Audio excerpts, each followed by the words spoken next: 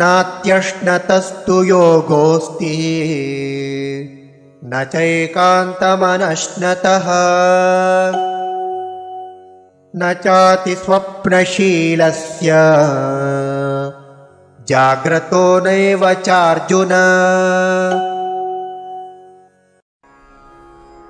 न अति अश्नतः तु योगः अस्ति न च एकान्तम् अनश्नतः न च अति स्वप्नशीलस्य जाग्रतः न एव च अर्जुन।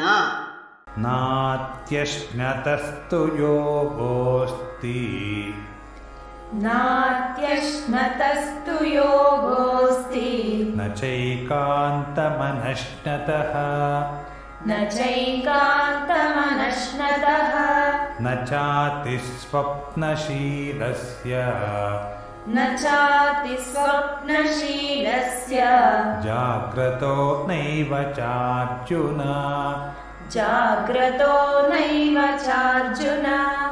नात्यश्नतस्तु योगोऽस्ति न चैकान्तमनश्नतः नात्यश्नतस्तु योगोऽस्ति न चैकान्तमनश्नतः न चाति स्वप्नशीलस्य जाग्रतो नैव चार्जुन न चाति स्वप्नशीलस्य जाग्रतो नैव चार्जुन। नात्यश्नतस्तु योगोऽस्ति न चैकान्तमनश्नतः न चाति स्वप्नशीलस्य जाग्रतो नैव चार्जुन। नात्यश्नतस्तु योगोऽस्ति न चैकान्तमनश्नतः न चाति स्वप्नशीलस्य जाग्रतो नैव चार्जुन।